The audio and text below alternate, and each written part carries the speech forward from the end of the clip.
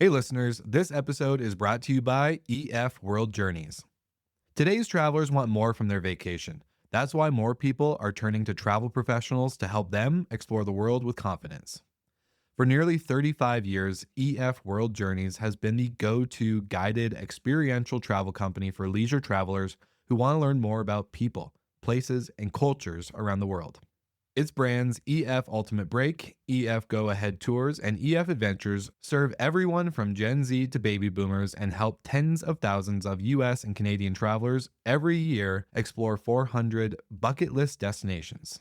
EF World Journeys is one of North America's biggest guided group tour companies, and its expert planned immersive itineraries focus on the big moments and little things that make travel and meeting new people so rewarding. It's experiential travel that goes deeper, where every journey builds a connection, inspires wellness, and fuels a lifelong love of learning. EF World Journeys, guided by experts, driven by curiosity. To learn more, go to efworldjourneys.com. Hey, Skift Travel Podcast listeners. It's me, Will Slickers, once more, and I'm so excited to wrap up this summer break with another episode from one of the podcasts that Skift has recently acquired. And this podcast is the one that started it all. Back in 2018, I started Slick Talk, the Hospitality Podcast, as a way to exercise my curiosity about the world of hospitality. And over the last 7 years, it has evolved into many, many hundreds of conversations on the podcast. This episode that we're sharing with you today is one that I've found to be one of my favorites and just one of my favorite guests because Richard Valter and I really get theological when it comes to the world of hospitality and how we approach it with the balance of technology, guest experience, and of course, capturing more of the mind share of our guests as a lifestyle brand and not just a tourist or travel brand. So, in this episode, you're going to hear about Mews, the conversations we've had in the past, and what we're thinking about in the present. So, without further ado, I hope you guys enjoy this episode with the founder of Mews, Richard Valter.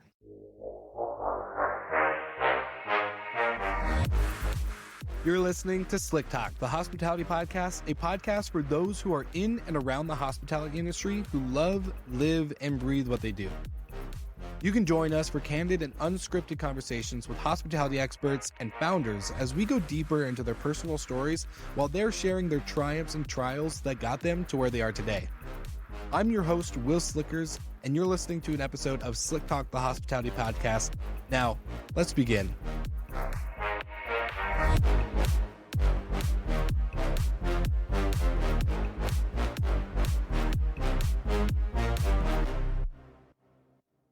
There's been a lot that's happened from 2021 when we first chatted to today. So give us a high level overview. What's your guys' journey been like through COVID and on the other side?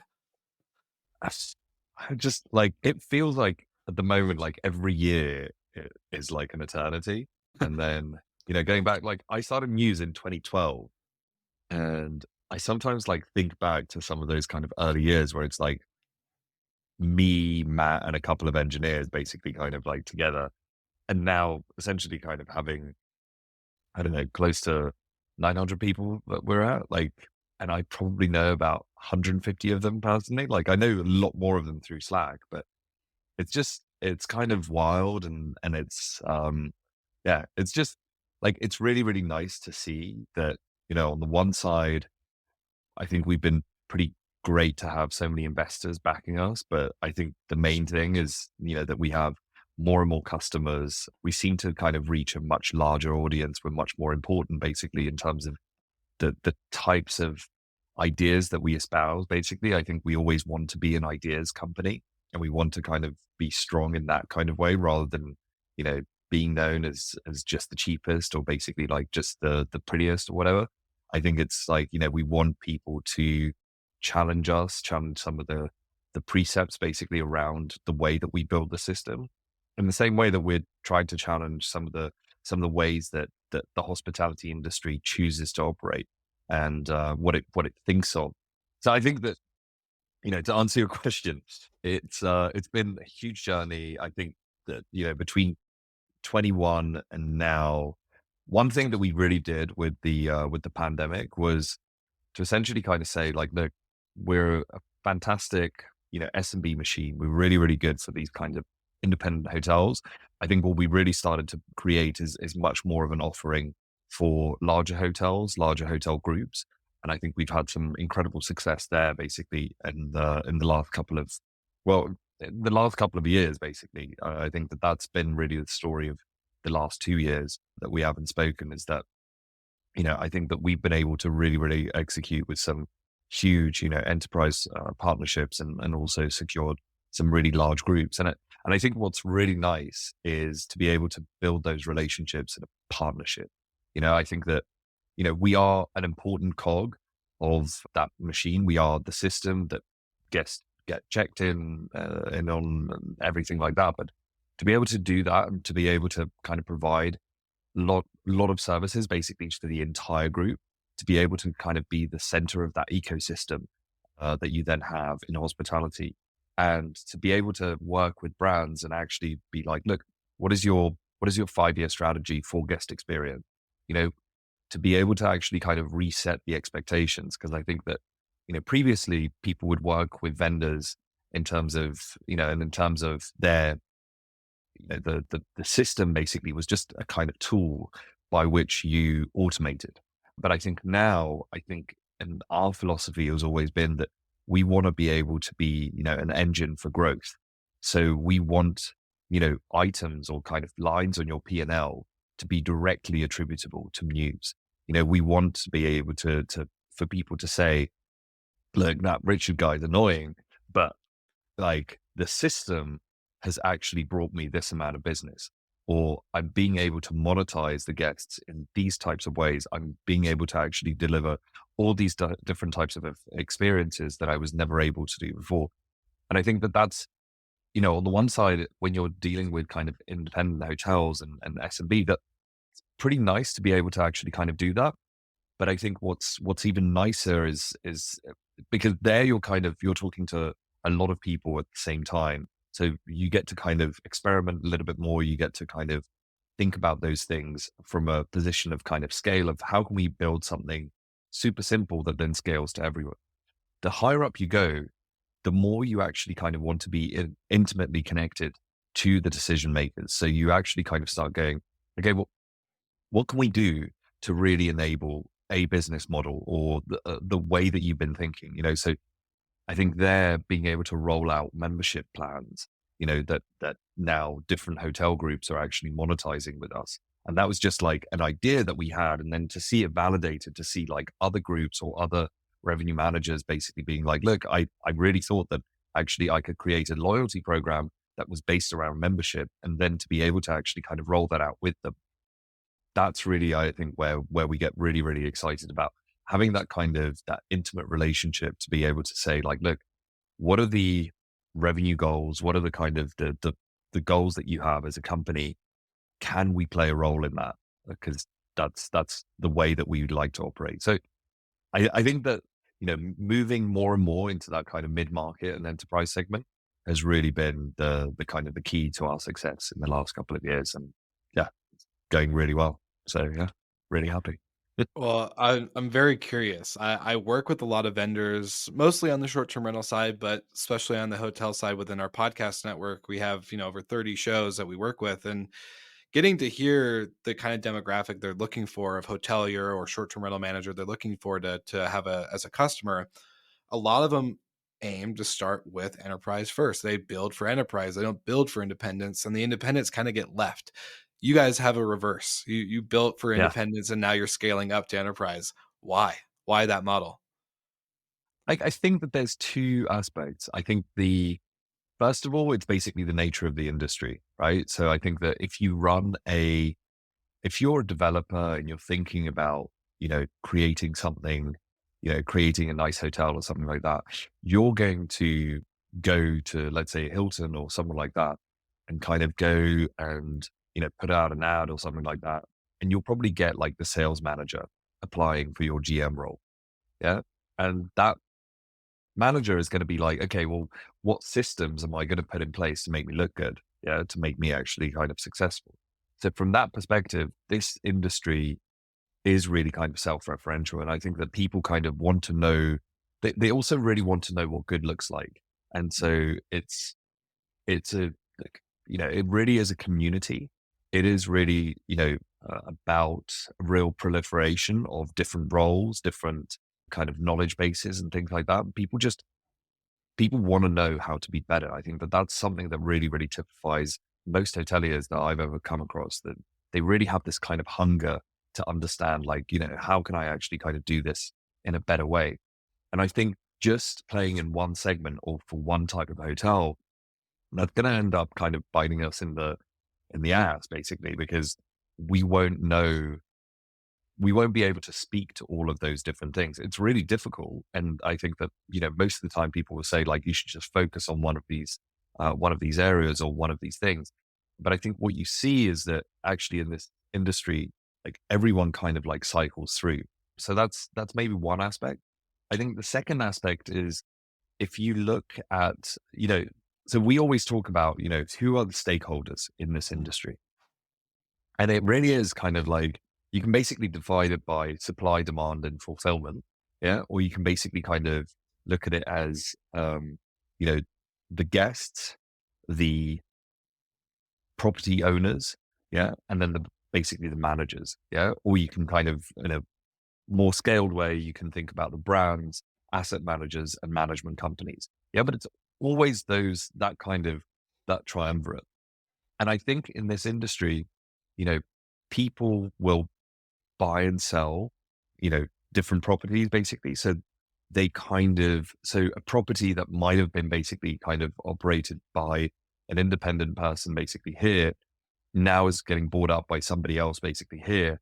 You know, you also want to be able to kind of think about, how can you be flexible enough basically so that any different configuration can actually kind of use you. And so you're almost kind of trying to map as to, like, what would be the easiest way for somebody to actually kind of pick us up from that perspective. So you also then kind of start to think about, okay, well, how can we map the architecture of our system most closely to, how the real world actually kind of looks like, and even make some of those kinds of ways that, you'd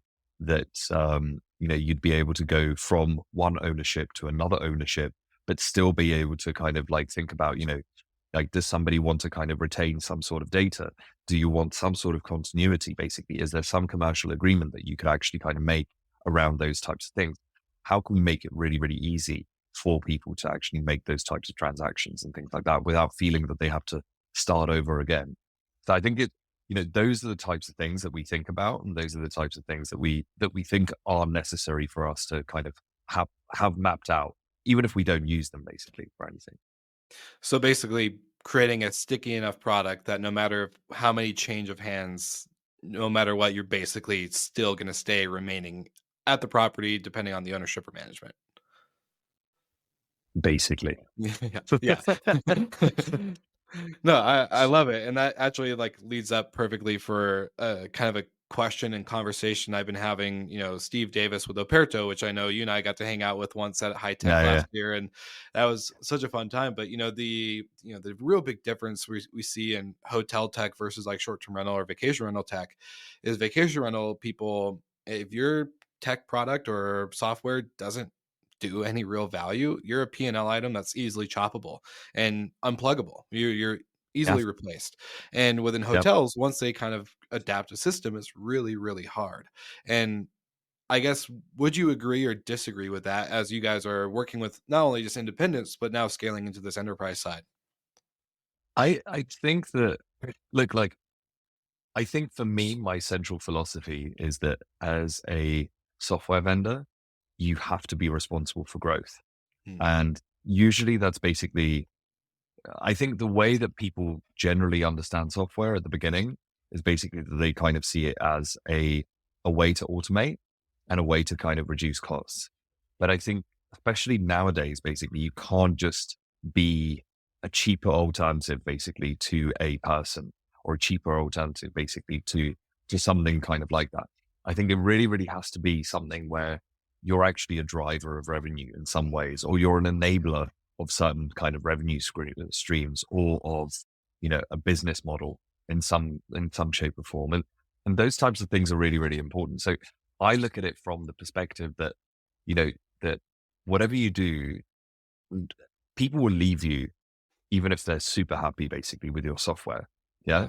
but they basically won't ever leave you if they're convinced that you're responsible for driving some kind of outcome. And if they don't have you, then they will become a worse business. And that's how I think about basically like how, what are the types of products that we have to build, basically because we just have to be relevant to be successful as a company. And I think like to a certain extent, like I think that that's the same mentality that hotels could and should basically adopt as well. It's like, how can if you're a brand, you have to adopt the mentality of like, how do I become more relevant over a 365-day period? Yeah. So it isn't just that, somebody's kind of like hitting me up every single time they go on on a work trip or something like that. You want to be able to actually kind of be relevant to them, for every other type of trip. And I think with what we're seeing in hospitality, then, why shouldn't, for example, somebody actually kind of take offices from the same brand that they travel with? Yeah. Mm. Why shouldn't they, for example, like, have different types of, why, for example, like, could you not have a branded travel experience, basically? Yeah. Why couldn't you actually kind of have those types of things? And whether that's actually all within one brand or actually within, close partnerships, basically with many brands that you actually start looking at. I think that's really, really important. And I think it's the same thing if you're an independent hotel, you're looking at how do I make sure that like somebody actually kind of, so within a 72-hour stay, we think of like, how can you make sure that you're monetizing every single space and every single feature that you have? Yeah. But then you're trying to also kind of do that over that 72-hour period, basically like, how can I be more relevant outside of the kind of the 8 hours that somebody is basically spending in our bedrooms? And so I think like those types of things basically like should just be on everyone's top of everyone's mind. It's like, how can I be more relevant and how can I be more useful to the person that I'm serving? And we look at that basically from a software perspective.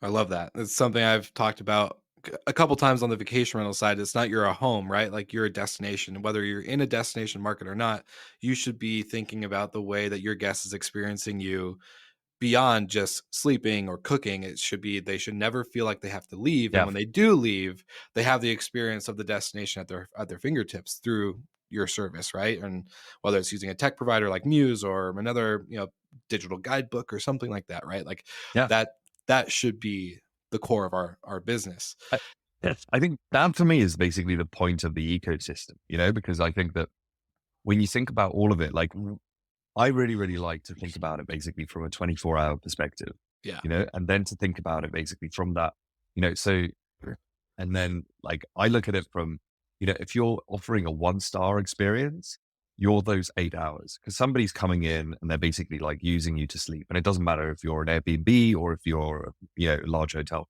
but that's basically what they're kind of, and if that's the model, then that's great. So you basically have to kind of figure out how do I get out of their way, enough so that they can just use me basically in that kind of way. So it's like you automate the check-in. You basically put your receptionist, is now in an app. Yeah. Or basically like, you put your keys in a lockbox so you don't have to actually kind of, you know, put it out or something like that. So then start thinking about, how do I actually kind of make that better? If you're 2-star, you might kind of say like, it's 8.5 hours because you've got, a better bathroom or something like that. And you've got like, some and all the way up to 5-star, which to a certain extent is basically like, the top end of that is a resort where essentially you're catering for that person's entire 24-hour experience. But if you put it down to basically a city kind of 5-star, you're more at like maybe let's say kind of like 16 hours of experience. So you've got the 8 hours, but you've got, for example, a restaurant downstairs. That's where you're having your breakfast. So now you've added in like one hour. You've got, for example, a spa. That's another 2 hours basically of experience. You might have meeting rooms. You might have all of these different things. So on property, you might get to like 14 hours of experience. Now, what types of things are you not covering? How could you be more useful over that 24-hour experience? Well, you're gonna think about your destination. You're going to think about, how can I play a role in making sure that when that person is not coming to my restaurant for breakfast or for dinner. They're having as great of an experience and like think that they should have basically on my property. So I'm going to think about like what other restaurants are the ones that I would recommend for this person to have the same level of experience. What types of attractions, what types of things basically are they going to do? If they're not using my meeting rooms, basically, what meeting rooms am I recommending? Yeah. Like, how am I figuring out, like, if they're then doing 2 hours of travel throughout the day, how am I making sure that they're traveling, to the right level of comfort? Yeah. And I think basically like using that mental model of saying, look, we have a captive audience in our hotel. We're going to basically say, like, we want to cater for 14 hours of experience. And then this is how we basically kind of remain relevant to that guest for the next 10 hours. And this is how we map it out. This is how we basically choose to communicate through WhatsApp, through SMS, like whatever it is, basically. That's, I think, how you actually kind of plan out all of those things. And once you get to, okay, this is the experience that we would like to offer. And again, it doesn't matter if you're a single Airbnb, yeah, or basically a hotel. It's just at a hotel, you just have to do these types of things at scale. Yeah, and you might not have as much time as you do if you're in single Airbnb or even, you own a collection of 50 Airbnbs. It's just about basically the scale at which you kind of do them and the level to which you actually want to execute on every single one of those. But I think it really, really starts with, understanding like how many hours are you actually kind of, playing a part. I love that 2 years later on the first podcast, you mentioned a quote from Reed Hastings, CEO of Netflix. Our only competition is sleep. And hotel people or any hospitality provider is your only competition isn't sleep. It's the exact opposite. It's the time outside of sleep or outside of that 8 hour window. So I love how consistent you are with the 2 years later. That's still the same message and core. I actually was just going through our transcript before this episode and I was like, that Oh, that wow. really stuck out to me. So I want to paint a picture really quick for the listeners to then go into this new kind of like shift in conversation. You and I were chatting before this and, making sure I had my facts straight. There's been 7 acquisitions since 2019 to today. Recent one was in October. So this month, as we're recording, this episode will go out sometime in November. And you guys, your recent Series C, not recent, but your latest series raise was the biggest out of all of them. Your A, your B, this has been huge.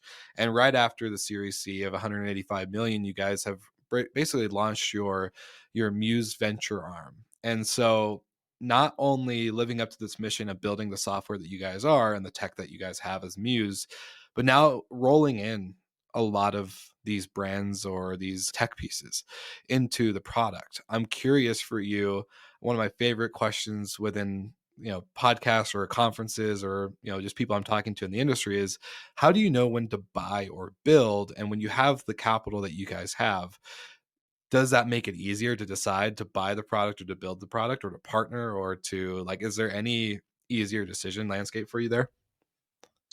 Like, I think that we only kind of ask ourselves, like, does it add anything to the product and does it add to the end bottom line basically of the customer?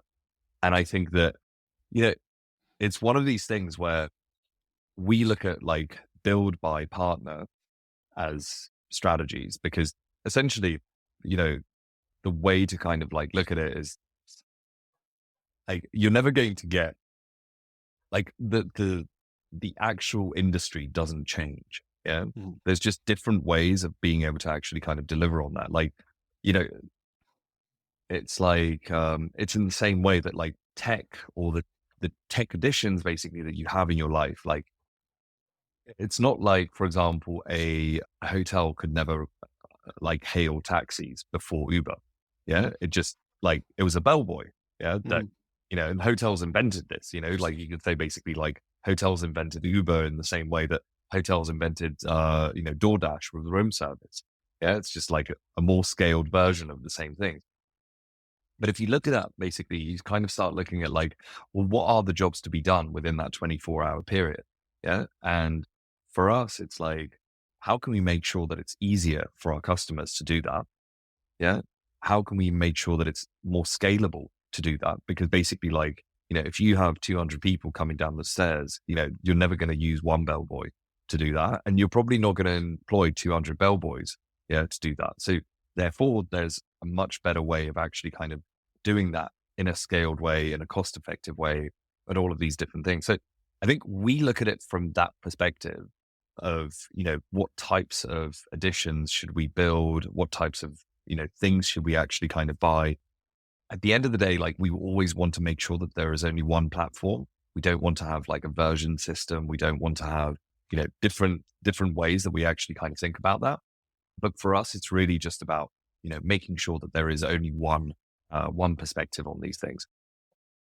And I think with that, like we really, really believe, we were the ones who kicked off the open API, like every single one of these things. Like, I think that we still have by far the most vibrant, marketplace. I think that when you look at us, like we're like 1,000 like 100 different apps basically on our marketplace. I think when you look at like, the big O, basically like they only have Oracle.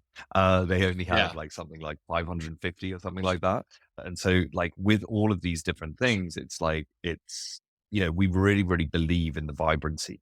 We believe in the fact that there is, you know, a need basically for a massive ecosystem.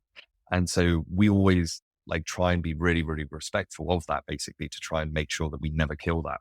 And this is also like one of the reasons why we promote them basically so much, why we want to make sure that every single hotel has probably about 10 or 12 different integration partners, because we just think that it's a tough job trying to manage Mhm. those 24 hours. And if you're a one-star hotel, basically, you don't get to kind of like forget about the other 16 hours of experience, basically. It's just, we think that you've then chosen to actually do the 8 hours here, and the other 16 hours, you've chosen to do that basically through automation. You know, in a five-star experience, basically, you've chosen to do some automation of that, but you're actually probably going to be using a huge amount of people basically to deliver, those types of experiences and things like that, because that is, at the core what hospitality actually is. Um, and yeah, so I, it's a bit of a kind of nothing answer, but that's basically how we think about it. We think about like, how can we actually kind of enlarge that and make that better?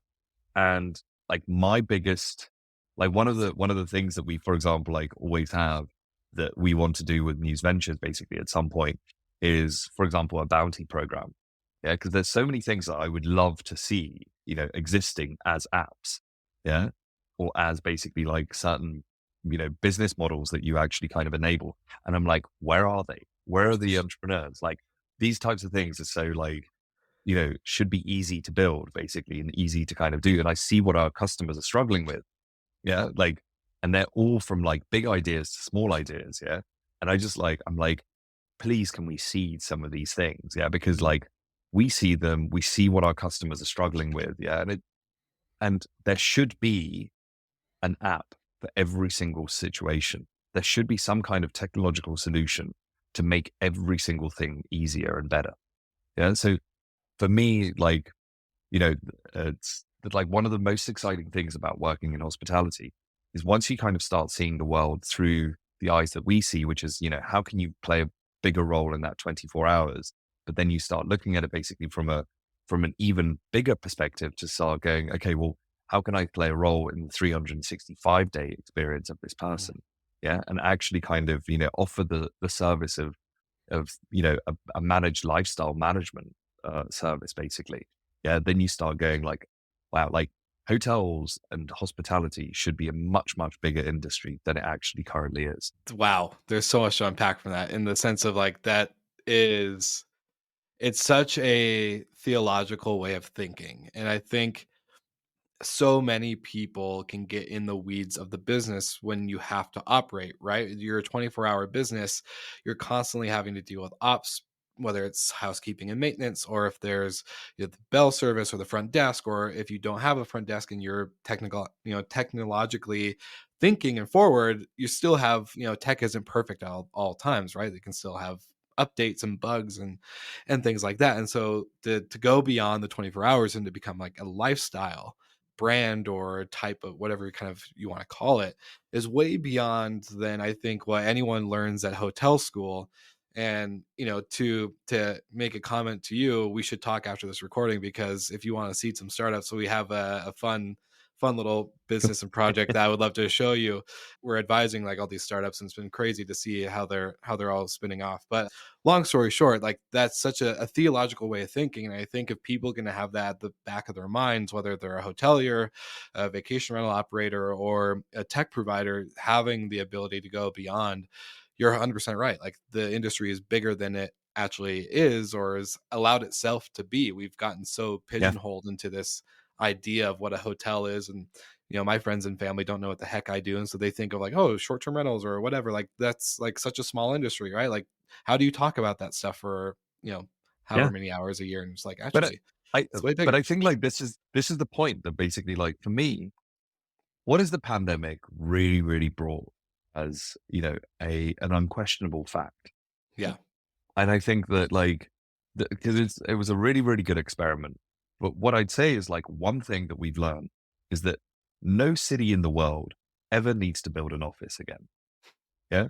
Because as much as like, all the bankers basically, and like Jamie Dimon keeps talking about like, how everyone should go back to the office and stuff like that. And I'm like, yeah, Yeah. I've seen that huge building that you're building basically. Like, so you're going to be singing that tune for like the next couple of years until until it's actually kind of built. So I totally understand why that is a thing. But we have these wonderful things that exist called hotels. And hotels are mixed use real estate spaces.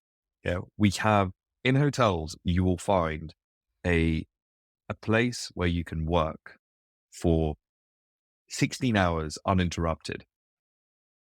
Right now it's called a room, but it fulfills that need basically that you need for deep work. Yeah. In a hotel, you also find spaces where you can commingle, yeah, and work. Basically, they're called co-working spaces in others. They're called lobbies in others. Yeah. Mhm. You have meeting rooms. You have all of these different things. Now, right now, the way that most people construct hotels is that they construct it for the people that are coming in from the airport, and that's it. Mhm. But some of the kind of the coolest brands, some of the coolest, like most interesting hoteliers are thinking about, okay, how do we work with the local community that's around us? And how do we think about the community that's basically like, above and kind of landing from the clouds to basically kind of fill up our rooms? Yeah. But they think about both of those things, and they think about, how do we make sure that all of this space that we have, that we're getting maximal use out of it? Yeah. Because, you know, people, I think, if you have a really, really important call, then why do you have to commute from one side of the city to the next to go back to an office? Yeah. Why couldn't you just basically, this is like, I did like, it would just be great to basically be able to like, you know, walk past a building, yeah, and through Google Maps, yeah, be able to book like half an hour so that you can just walk into the hotel room. Your key arrives basically like straight to you, and you're just able to like go straight into that room to take that really, really important call. Yeah. Without having to basically cancel it, without having to kind of think about, how do I do this basically? Yeah. Just to have, the internet come on, all of these different things basically that will just make it super useful. Yeah. For you to actually have that experience that is, bending around your experience. Yeah. And not basically the kind of the experience that you somehow basically have to get to a place to be able to get some work done. I think that, in terms of what the pandemic has shown us is basically like there is no physical need for offices. The only thing that basically people need is places to work, places to congregate, places to meet. Yeah. And yes, like bosses basically like do need places where they can just like micromanage the crap out of others. But that seems to be basically like what you need an office for. But I just feel like, if I was a city planner, I'd basically ban the construction of any new offices because technologically we have zero need for it anymore.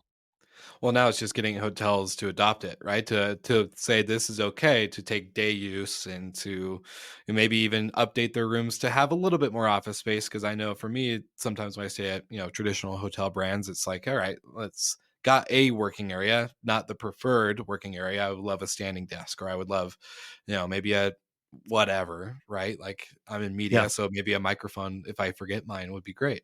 Not that it's going to Yeah. happen, but You know what? Like the main thing that I think like what technology does is it makes supply chains really, really difficult. Yeah. Because Mhm. it's again that kind of thing. Because,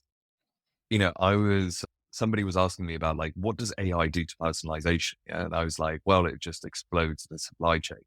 Yeah. Mhm. Because the first order of go is that, people kind of go like, okay, great. What can we use AI for? So the first thing that they think of is like, how can we cut costs? So basically, so anyone who is now phoning, you replace that telephone operator basically with smart AI. Great. Like you've done your job basically, but the second thing comes is like, well, then if that becomes really, really easy, then what else do you use it for? Well, it's now going to be kind of, personalization. So personalization is, I'm going to get Will like a standing desk and I'm going to get him his special mattress. Yeah.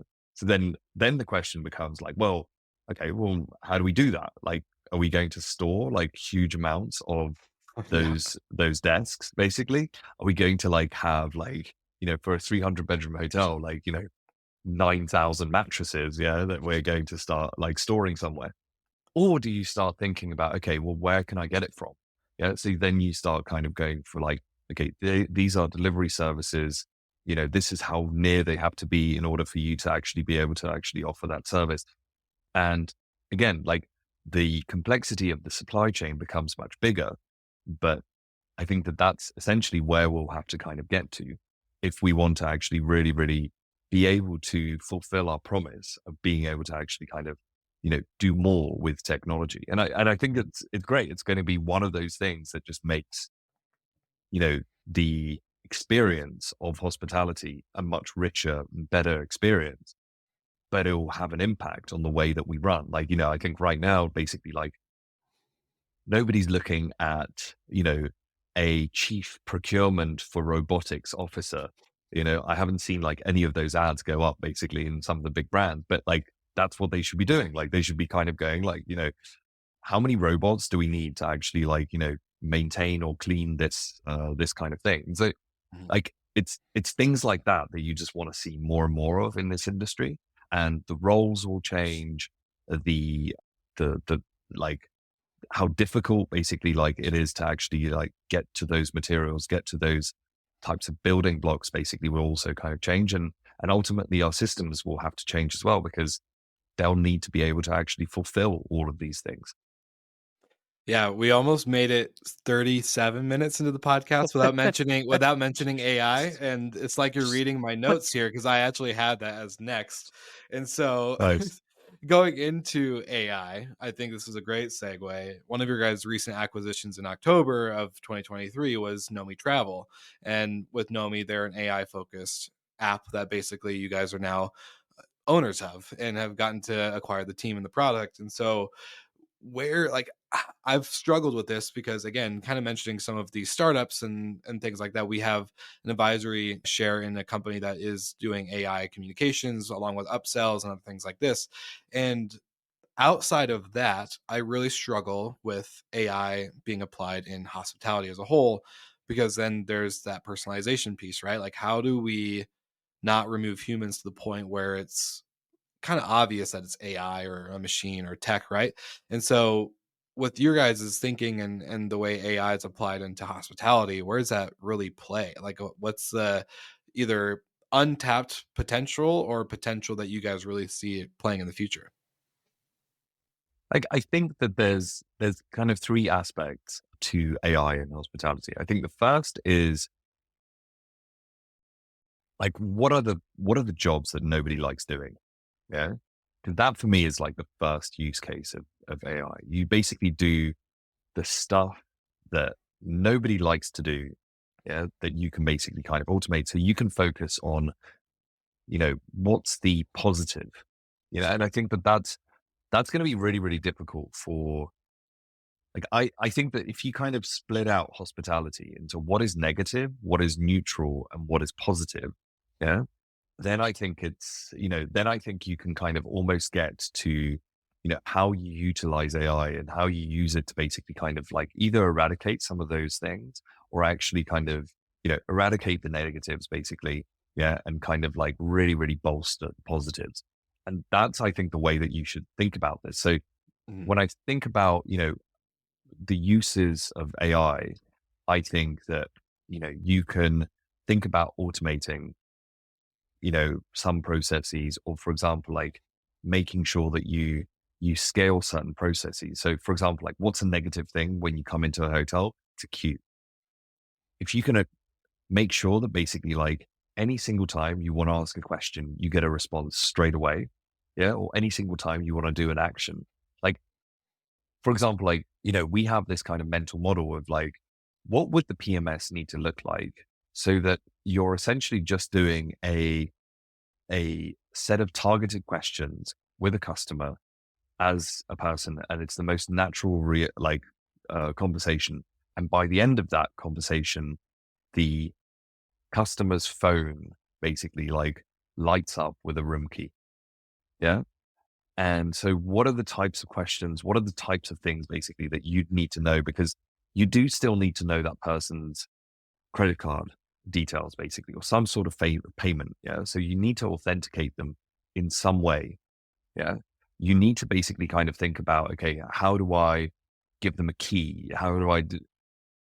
So all of those things basically you start kind of think about, but you go, okay, but how do I make sure that this is a conversation that is as natural and as human as possible and actually involves the least amount of screens or the least amount of technology, because you're kind of thinking about that. So it's almost like you're thinking about like reverse prompting, so that actually the machine basically just becomes like the thing that just like, when you look away because you're thinking about something, there's a prompt there saying like, you forgot to ask him about this, or you forgot to ask her about this, basically, or this kind of thing, basically, if you ask, and it's just something that like keeps the conversation flowing, keeps it feeling as natural as possible. Yeah. And so you can have that kind of human connection, yeah, and still basically get your job done. And I think that basically, that kind of mental model is how I think of, what you can do. And basically you can then pass it across the entirety of, every single job in hospitality. You can then think about that, paste it across basically, so you think about like, what are the back office things, so for example, like what kind of drone do I need to fly into every single room and snap a picture Yeah. of that, of that room so that no one ever needs to go and inspect a room. Yeah. But that it's kind of done like perfectly. Yeah. Or that like if there's a crease out of sight or something like that, that feedback basically goes either to the housekeeper or to the smart robot that actually is like, doing the bed or something like that. I think what like AI, robotics, none of these things really, really actually replaces is that feeling of another human being, yeah, of that community. And I think that that's, if I like had to make a prediction of like what it all looks like in 20 years, yeah, then it's just like a place that people really, really like to kind of mingle and hang out. Yeah. Which is Mhm. roughly what hotels are today. Yeah. It's just like they're kind of like, they're done in a way that those types of things and those types of experiences are, you know, absolutely kind of magnified. Like I would love to see a a hospitality chart basically where brands are competing for like the amount of memories that they've been able to create, the unique memories basically that they've created. Yeah, that there's almost a chart which basically shows that rather than, every single time a Hilton CEO, goes and talks about basically like what they've done, they start talking about like the positivity that they've actually introduced into somebody's life. Like, the amount of, you know, the amount of new things that somebody has learned because they've come to basically that brand, the amount of new experiences, the amount of like new business contact, basically, the amount of new, like interesting things that they've learned about, basically, the amount of value that they've created for that person's life, and that for me is basically like where we can go with AI. Yeah. Mhm. It's basically that we start measuring the things that matter, the things that are part of hospitality, and not the things which are like, how many rooms basically did we clean? Yeah. Or like, how many, Yeah. because like to a certain extent, like, and you do that through, for example, AI, through smart benchmarking, being able to say like, this check-in quality, yeah, with everything into it. And it's like, even with the tone of voice, all of those kind of things that breathe hospitality. Yeah. Those are the types of things basically that we start actually kind of measuring. Yeah. And then benchmarking. So when we say that we have a brand promise that it's going to be like, a fantastic, memorable stay, we actually start measuring that. We actually start benchmarking to that and we actually start delivering on that. Yeah, I was gonna say, I don't know if you got to listen to the Business Wars podcast with Marriott and Hilton and all that stuff, but very interesting because I think like hotels for the longest time looked at each other as real estate companies and then food and beverage companies and then all these other things. And now as a hospitality provider, with AI applied, I think maybe in our shift of thinking, instead of looking at us as real estate or whatever tech, whatever the piece is now data. So that way we build up these data centers of centralized information. That way AI can deploy that. Because Yeah. right now, if I'm a front desk agent, I only know Mr. and Mrs. Jardine love their Amex rather than their Visa because they get better points and this and that, but they booked with their Visa. And if I'm not working, Jared's not going to know, right? Like, but if I had that Yeah. data center to build in, the AI could be like, hey, just FYI, they booked with their Visa, blah, blah, blah. Like there's little things along the way that require data. And I just think hospitality providers, whether it's hotel, short-term rental, vacation rental, anything in restaurants, even, we don't think about the data that we have behind the scenes Yeah. outside of the reservation data. Well, I think that basically, like, people think about the data, they don't know how to action it. They don't know how Mm, to kind of turn it into actionable. Like, I've heard so many people basically kind of talk about, so many hotel providers basically talk about like how important data is, and like how we need to have better data science and stuff like that. And I'm like, yeah, but like, you also need to kind of make sure that it's not trash in, trash out. Yeah. Like, you need to be able to like make sure that like people are using the systems correctly. People are actually kind of inputting the right information, yeah, that you do have, clarity, yeah, on what those things are. And you need to actually start kind of, I think the point is that, we're not in the business of selling rooms. Yeah. We're not in the business of basically selling like, meals. Yeah. We're in the business of building experiences. Yeah. And that's what you need to track. And experiences, basically, the way that we should be measuring them is over that 24-hour period. Yeah. Like, the ultimate measure should be basically like, just how convenient were you? Yeah. Just how memorable were you? Yeah. And how likely are you to basically recommend it to a friend? Yeah. Like, those are the things that we should really, really ultimately be caring about. I love that 100%. And now, Richard, the big golden question for you to kind of wrap up this episode with everything we've mentioned throughout this whole great 15 minutes together, from startup to raising cash to acquiring companies to looking beyond the 8 hours of sleep and the 24 hours and creating a lifestyle business. From where Muse is today, I'm very curious, when you were starting this in 2012, is this where you ever imagined it would be? Did you ever see yourself and the company and the team getting this far? Well, we're not really that far. That's the problem. It's like, I would say like, to your point, basically, like, about like, I've had this like consistent thing. It's like, yeah, but we haven't done it. Like, I don't think that we have a good PMS. Yeah. mhm, We have great partners. Yeah. We have a great like data, theology, basically. Like, we have all of these kind of like different things. We haven't done it. Yeah. So like, to a certain extent, like, one part of raising money and of getting more customers and stuff like that is to make sure that we get to do that. Yeah. Um, but the other part is actually doing it. Yeah. And I think that is always the thing for me. It's like, I kind of look at it and I'm like, we're nowhere near, like, we should be a lot farther along. So like, I'm kind of annoyed that it's taken this long. Yeah. And it should be, like, I much I want to see these things, I want to see them basically actually become true. I want to see them actually, be real in this industry. I want to see hotels care about that. I want to see basically like, you know, people actually measuring themselves onto this. And I get to be super, super lucky basically that that it's not just wishful thinking but I can be an actor or a driver of that kind of change. Because I do think that that's, a path towards a better world, towards a better hospitality. And I think that, yeah, like that's the thing that kind of animates me. So yes, I expected it, and B, I'm still annoyed at like how small we are basically from that perspective. Spoken like a very true founder, to be honest. From the outside looking in, and for all the listeners, they're probably like, "What? This is so much that's been accomplished in such a period of time." But you're spoken like a true visionary. And so, to make my final comment to you, I hope, in obviously we see each other before 20 years, but in 20 years, I expect to sit down with you in a hotel lobby or in a building where people are just there to hang out, and yet they have the ability to have that 24-hour lifestyle experience. Because man, what a day that will be, and the drinks will be on me for sure. Like, yeah, like we'll be basically like served by a really annoying AI that's kind of going to be telling us like you can't have a margarita because your BMI is going to be over, for this month. So here's carrot juice instead. And I'll say just add a little vodka instead then, because tequila doesn't set well with it.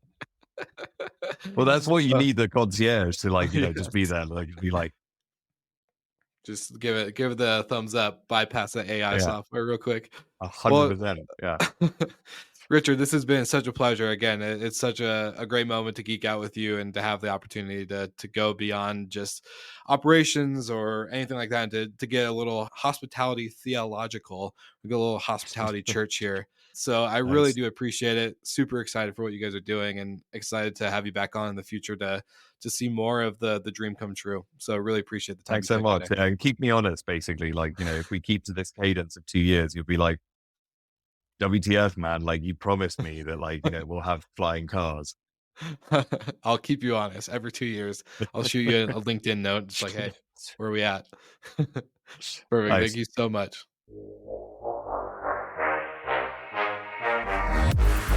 Thank you so much for listening, and thank you to our show partners for making Slick Talk, the hospitality podcast, possible. We hope you enjoyed the show, and we would love to connect with you outside of the podcast. So you can follow us on all of our social media channels for daily hospitality content, or find us on slicktalkthepodcast.com. And don't forget to rate, review, and subscribe so you never miss an episode. I'm your host, Will Slickers, and we will see you guys all again next week.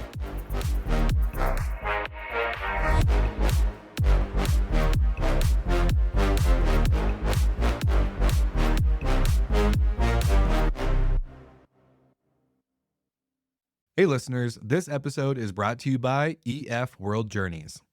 Today's travelers want more from their vacation. That's why more people are turning to travel professionals to help them explore the world with confidence. For nearly 35 years, EF World Journeys has been the go-to guided experiential travel company for leisure travelers who want to learn more about people, places, and cultures around the world. Its brands EF Ultimate Break, EF Go Ahead Tours, and EF Adventures serve everyone from Gen Z to baby boomers and help tens of thousands of US and Canadian travelers every year explore 400 bucket list destinations. EF World Journeys is one of North America's biggest guided group tour companies, and its expert planned immersive itineraries focus on the big moments and little things that make travel and meeting new people so rewarding. It's experiential travel that goes deeper, where every journey builds a connection, inspires wellness, and fuels a lifelong love of learning. EF World Journeys, guided by experts, driven by curiosity. To learn more, go to efworldjourneys.com.